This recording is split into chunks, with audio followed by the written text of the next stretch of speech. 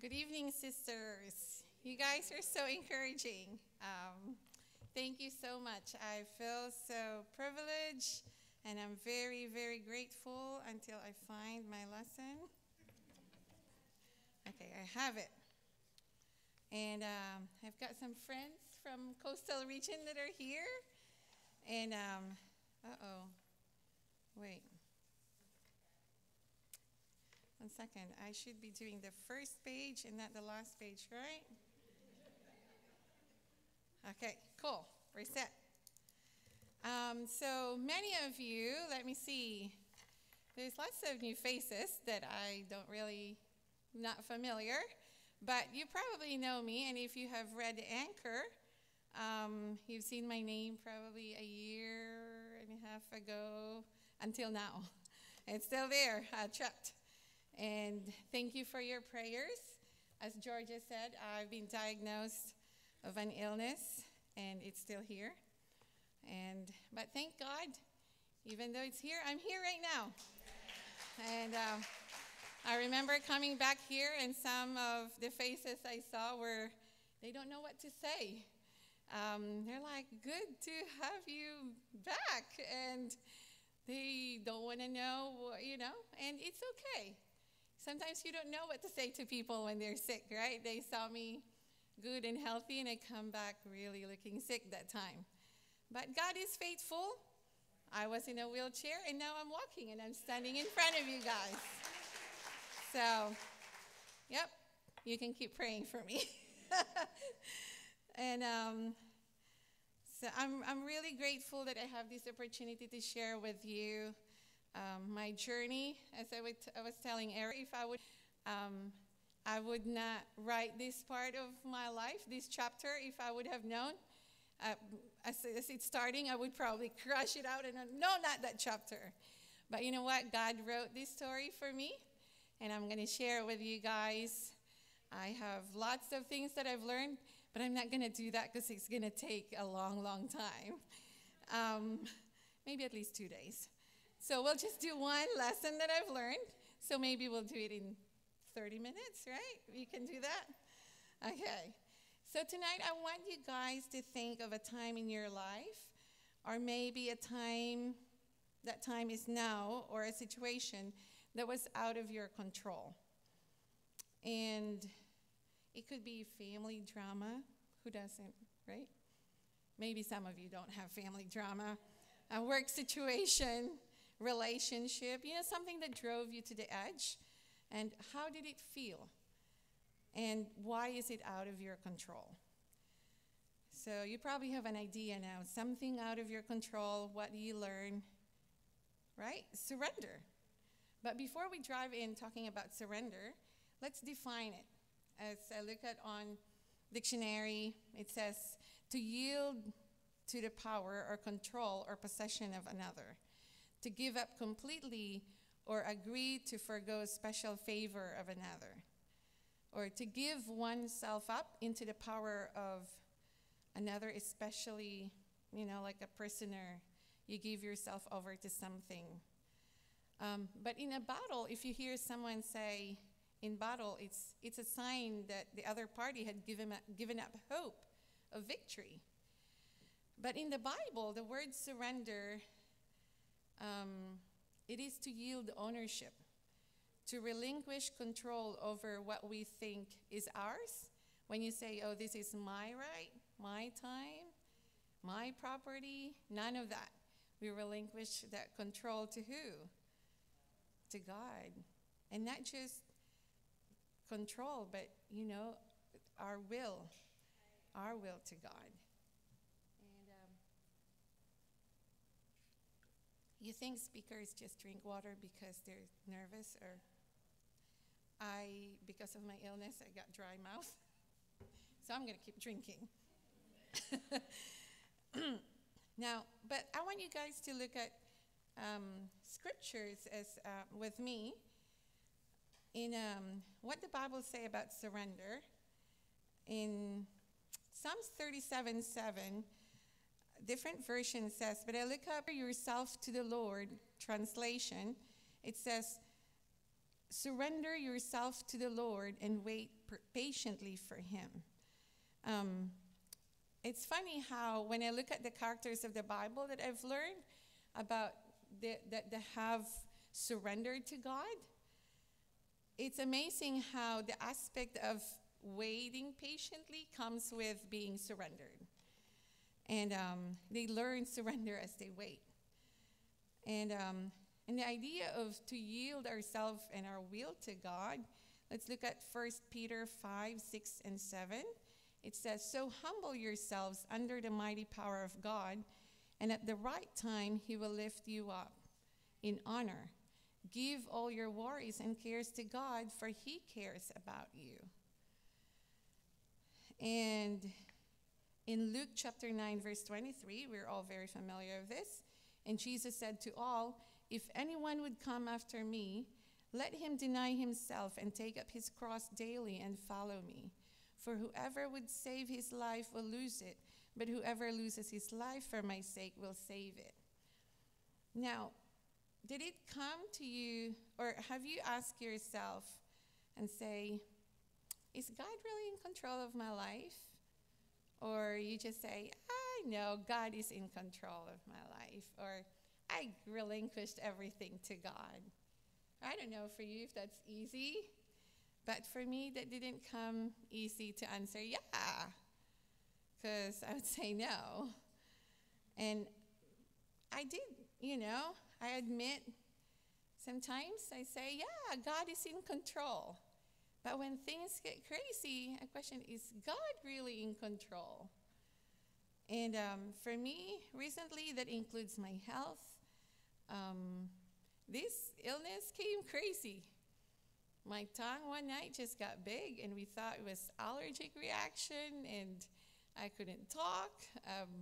My husband said I looked like Hitch. And I'm like, I need to go to the hospital. I'm not joking here. And I'm like, baby, I can't go to the hospital. I can't talk. And he's like, what? I'm like, I can't talk. Then I started drooling. Then I started crying. We cry, women. But then they don't know what I'm going through. They thought different illnesses for about 14 months. Until,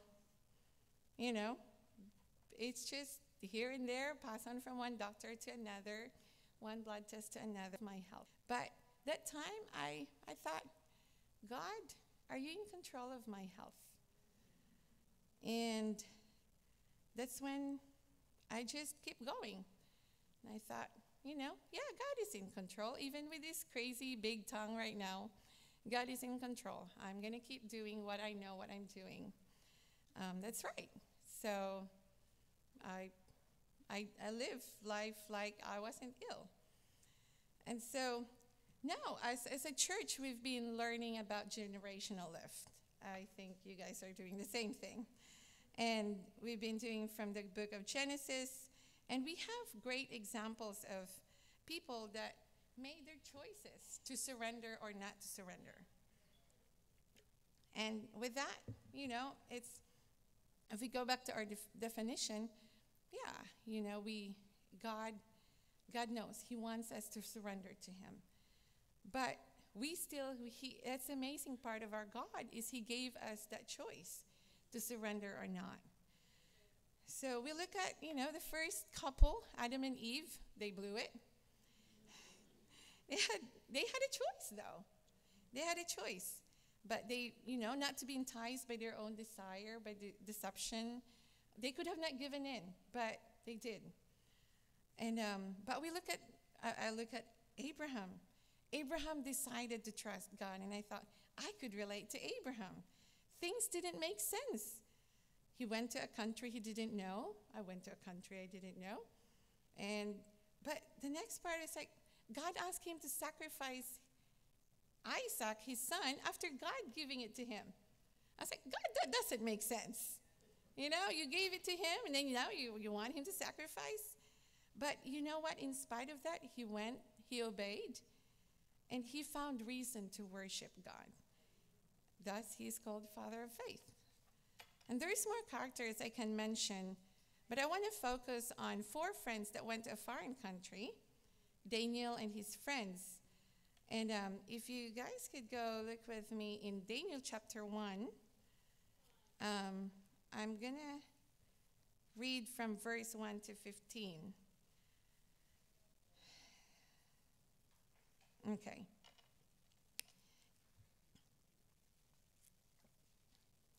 In the 3rd year of the reign of Jehoiakim, king of Judah, Nebuchadnezzar, king of Babylon, came to Jerusalem and besieged it. And the Lord delivered Jehoiakim, king of Judah, into his hand, along with some of the articles from the temple of God. This he carried off to the temple of his God in Babylon, and put in the treasure house of his God. Then the king ordered Aspenaz, chief of the court officials, to bring into the king's service some of the Israelites from the royal family and the nobility, young men without any physical defect, handsome, showing aptitude for every kind of learning, well-informed, quick to understand, and qualified to serve in the king's palace. He was to teach them the language and literature of the Babylonians, and the king assigned them a daily amount of food and wine from the king's table. They were to be trained for 3 years, and after that they were to enter the king's service. Now we're going to jump into verse 8. Daniel resolved not to defile himself with the royal food and wine, and he asked the chief official for permission not to defile himself this way. Now God had caused the official to show favor and compassion to Daniel, but the official told Daniel, "I am afraid of my lord the king, who has assigned your food and drink. Why should he see you looking worse than the other young men your age? The king would then have my head because of you."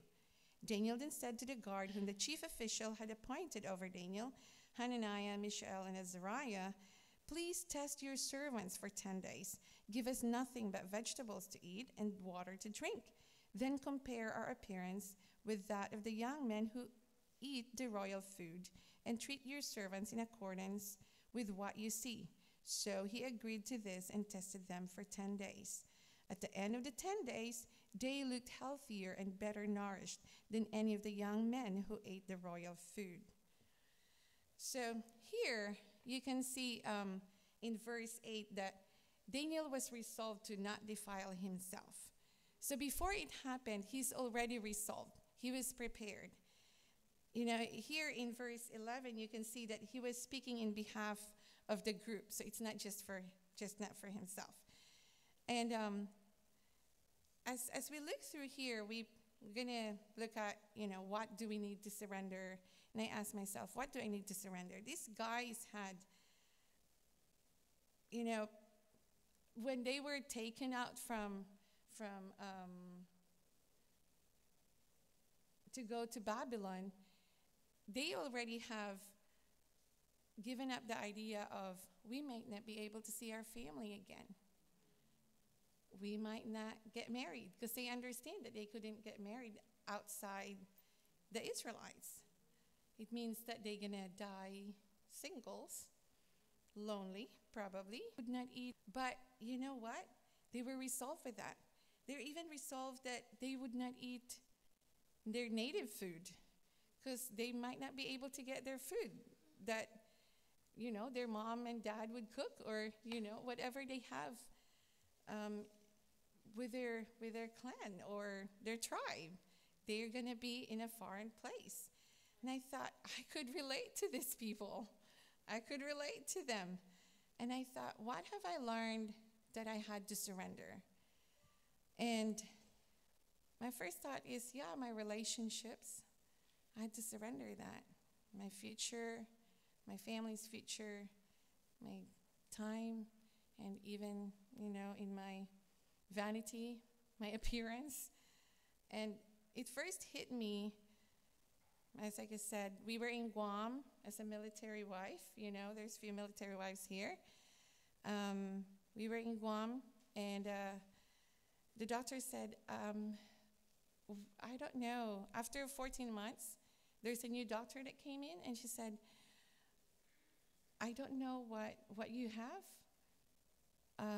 but you don't fit in the criteria of what has been diagnosed already. And I'm like, that's not comforting. And she said, no, but I want to be honest with you because it means that we're going to be drawing a lot of blood and going to be doing a lot of tests. And I said, okay. And then a few days later, no, shall we say it's 2 weeks, Matt was in Australia, I'm in Guam, and they called me, you need to come in ASAP. I said, okay. My husband is coming home, and can I wait for him? And she said, yeah. As soon as Matt came home, she phoned again, and she called me, and she said, I want to see you guys. And we went, and after 3 days, I was medevaced to Hawaii. And that's how serious it was. And when I asked, what's the name of the illness? It's full mouth. I'm like, amyloidosis. I'm like, okay, can you write it down for me? I've never heard of it. And then when we look up, this is how it is. It's common to men, above 50, Caucasian. I'm not any of those. I'm like, no wonder they could not figure it out.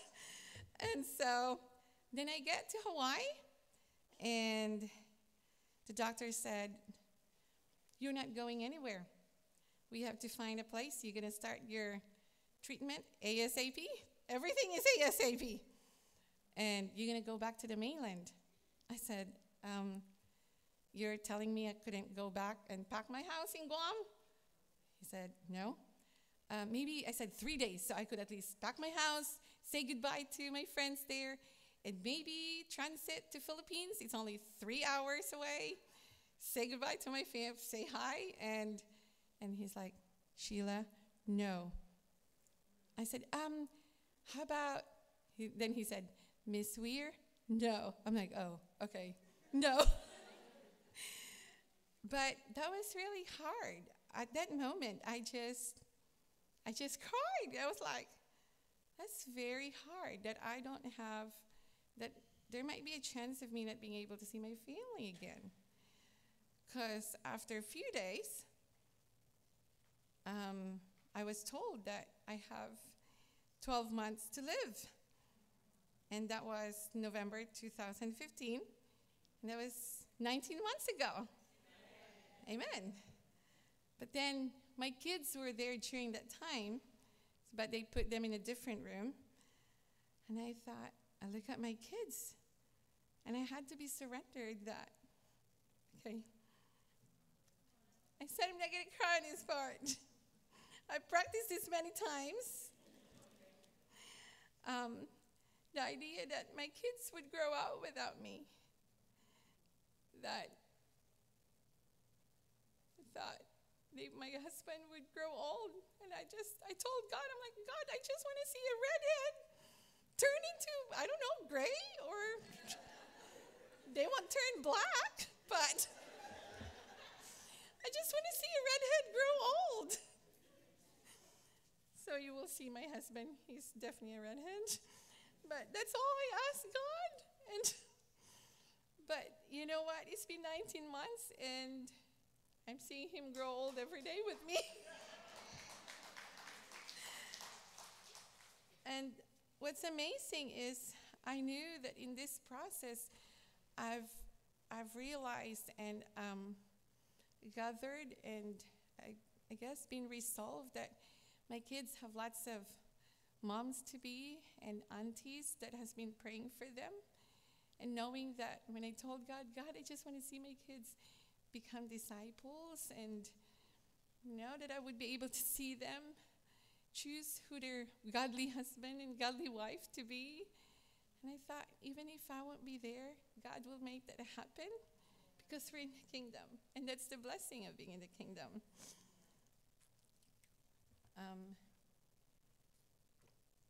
Then the idea of I have to be surrendered at the point that I couldn't walk and I couldn't talk. I remember telling God, if I couldn't talk, then how would I be able to share my faith? And I'm like, hey, welcome. You come restore Bible with me? And I'm like, God, that doesn't sound very inviting. I said, well, maybe you're going to let me learn how to do sign language, right? So I have those conversations with God. And I thought, even with being humble and saying, God, I don't want to be carried by my husband all the time, because he would carry me up and down the stairs. But you know what?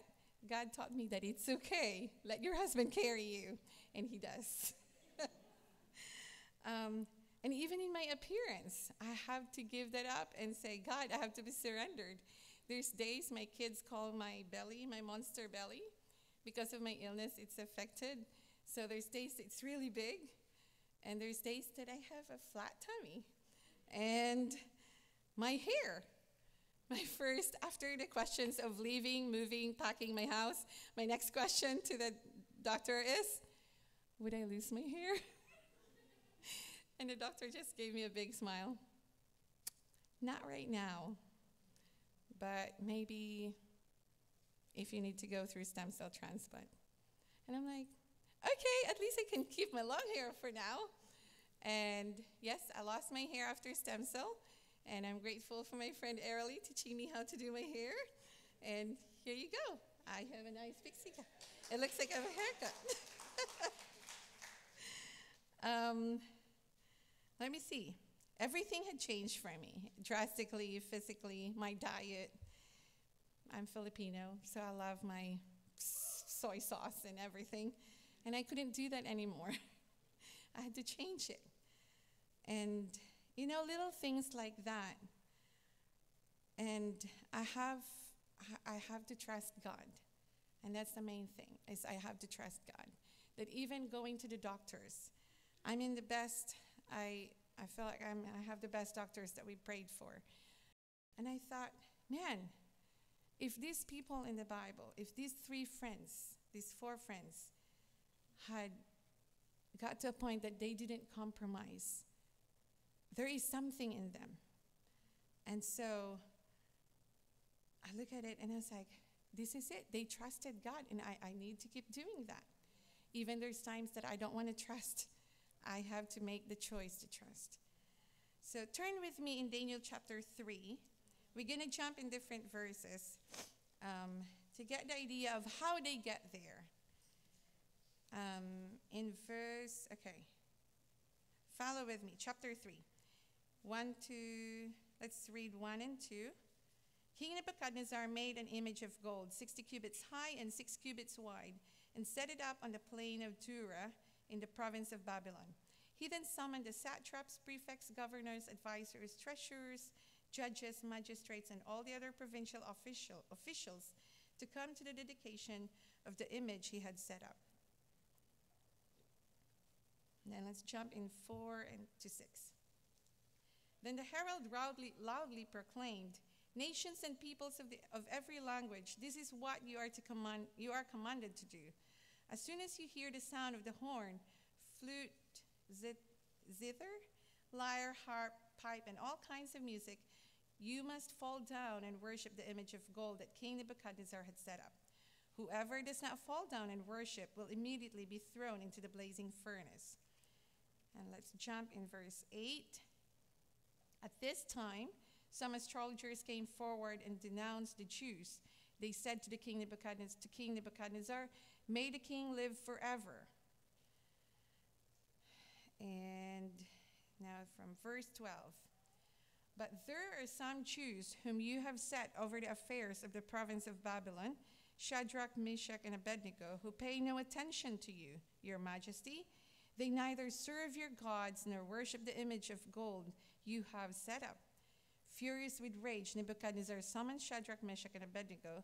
So these men were brought before the king, and Nebuchadnezzar said to them, "Is it true, Shadrach, Meshach, and Abednego, that you do not serve my gods or worship the image of gold I have set up? Now, when you hear the sound of the horn, flute, zither, lyre, harp, pipe, and all kinds of music, if you are ready to fall down and worship the image I made, very good. But if you do not worship it, you will be thrown immediately into a blazing furnace. Then what God will be able to rescue you from my hand?" Shadrach, Meshach, and Abednego replied to him, King Nebuchadnezzar, we do not need to defend ourselves before you in this matter. If the God we serve is able to deliver us, then he will deliver us from the blazing furnace and from your majesty's hand. But even if he does not, we want you to know, your majesty, that we will not serve your gods or worship the image of gold you have set up.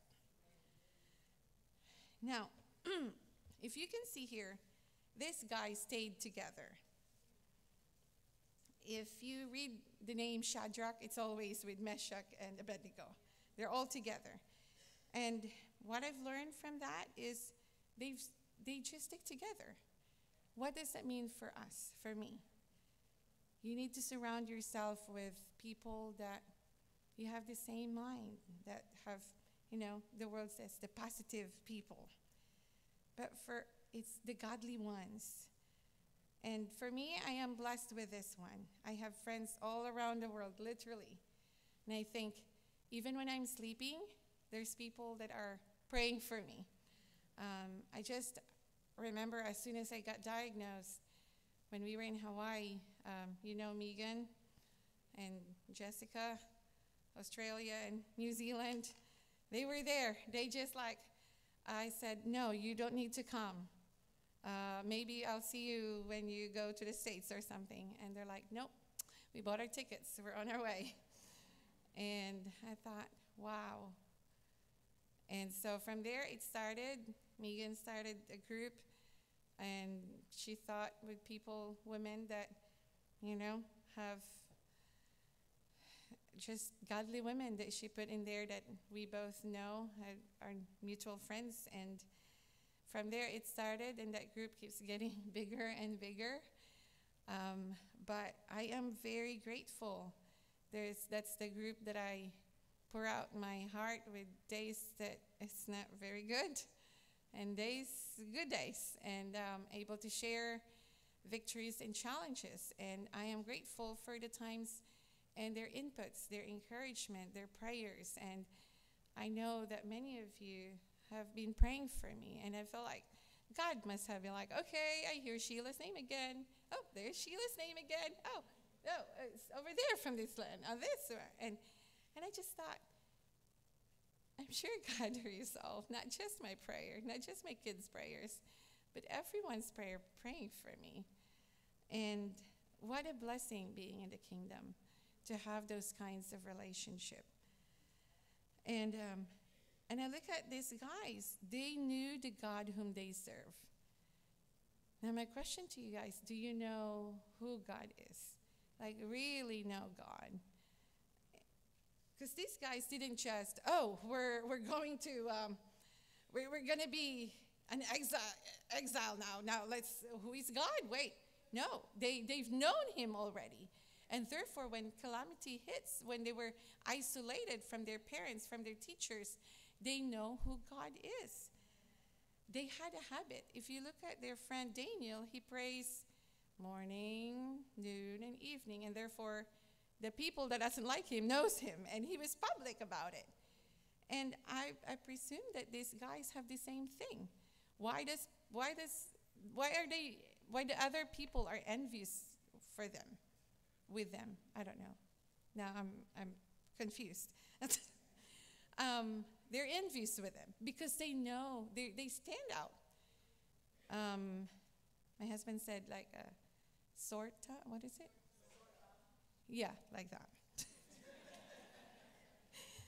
He said he's going to give me a book of something about American something.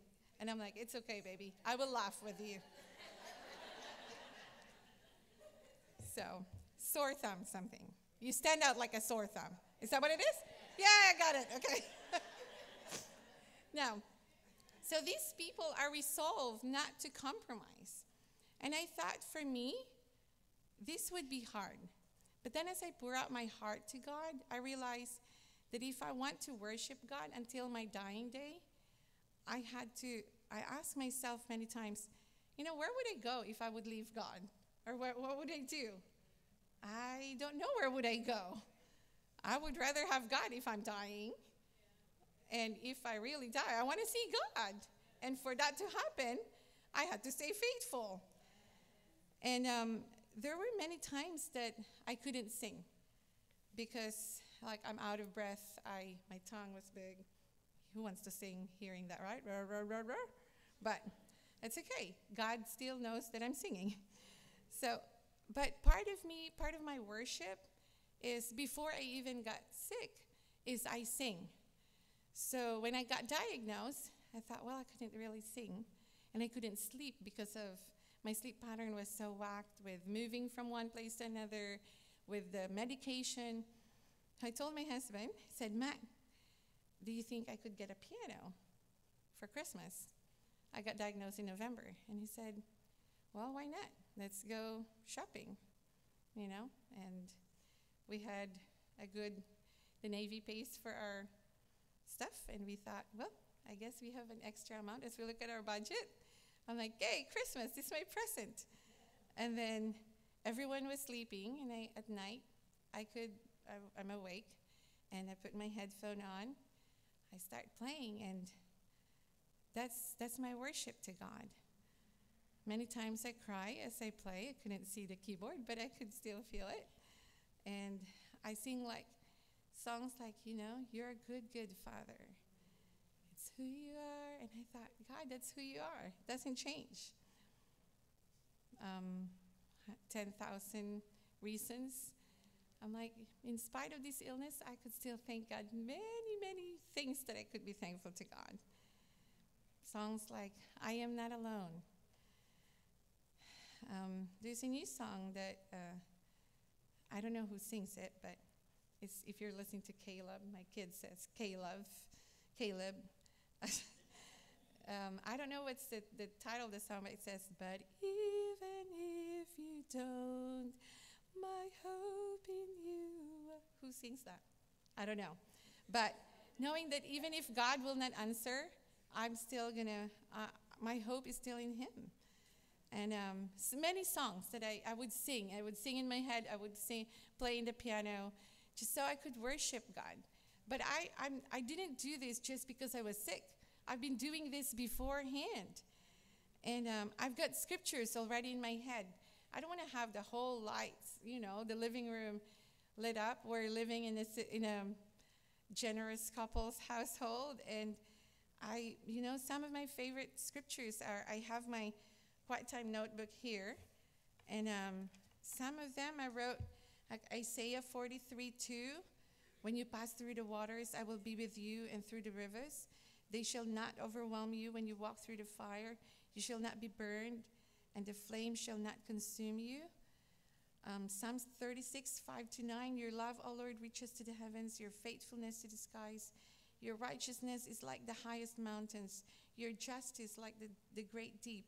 You, Lord, preserve both people and animals. How priceless is your unfailing love, O God. People take refuge in the shadow of your wings. I'm just going to give you some of the scriptures that I have written on my, where is it? But these are just few things that I thought, these guys didn't just get there and have their convictions in a minute. They had their convictions before they went there. And I think this is very important for all of us. My question is, how are you doing in your quiet times? How are you doing connecting with God, learning who he is, preparing for that moment that when calamity hits, you're ready? Psalms 34, Psalms 27:4, Matthew 10:28-30, Psalms 91:14-16. These are just few scriptures. At the moment, I remember I was at the hospital in Boston getting my stem cell transplant, and I was looking at next to me, Matt was sleeping so hard, and I said, God, I couldn't sleep. So I said, you grant sleep to those you love, God, right? Psalms 127, you grant sleep to those you love. And I said, man, you must love my husband so much right now. Because he's sleeping really well, and I'm not. So the next day, I couldn't write that night, so I got my quiet time notebook, and I wrote, this is what I wrote. God, I'm so sorry. I was so annoyed. I knew that the nurses is taking care of me and doing their job, but it leaves me sleepless. And look at Matt, he's snoring. Maybe I could ask them, how can he sleep? Maybe I could ask the nurses to put the cuff on his arm, right? I said, God, I really have a bad heart right now. So I thought, okay, I remember this. Deb shared in one of the midweeks on how she did her quiet time. And she would say, you know, how God would talk to her if Jesus was there. And I thought, hi. So I thought, okay, Jesus, what would you say to me at this moment? And he said, honey, Shiela, I surely know how you feel. In the garden, my best friends were sleeping as I was going through deep pain. My heart hurts just like you. I had a hard time breathing, and I was crying. But you know what? What's funny? Peter woke up the next day when he saw the others are coming, and it just showed his loyalty. He took that sword and cut the other guy's ear. You know what? Matt will do the same thing for you. I made him just the way he is. Because tomorrow, what did I write here? He's ready for this more than anything. Don't question his heart. He needs to sleep. He needs his rest. So he can take care of you tomorrow and the kids. So I said, okay, Jesus, I know you understand and relate. I didn't realize how similar we were going through. I will tell these doctors and nurses about you this morning. And I did. And so those are the things, like one of those that I would share. I have more that I wrote. What would Jesus say, or what God would say? Another thing is about my daughter. We used to do virtual hugs, and probably the 4th week, she'd say, Mommy, I don't want to kiss anymore. I want you here. And I said, okay. Every time I cry, I turn the camera away, so she didn't know that I've been crying. But that moment, I thought, you know what? Matt said, baby, just cry with her. So we cried for probably 10, 15 minutes.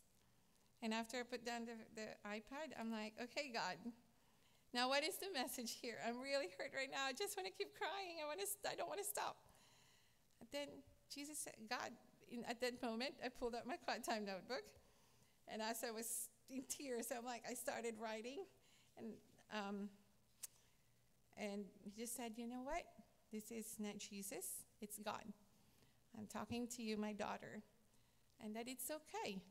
I know how you feel. Me and Jesus were separated too, but just for a moment. But he knew he had a purpose. We were separated because he had to carry your sin and the sin of everybody else. But I know that we will be connected again together. And you too will be connected with your daughter after this. And I thought, God is awesome. You know, sometimes when we think, God doesn't understand me, I'm an isolated case. No, you just think that way because you want to think that way. And we can be so selfish sometimes and forget what God wants, what God is teaching us. And so I'm going to go back to my notes. Now, when do we surrender? During hard times only?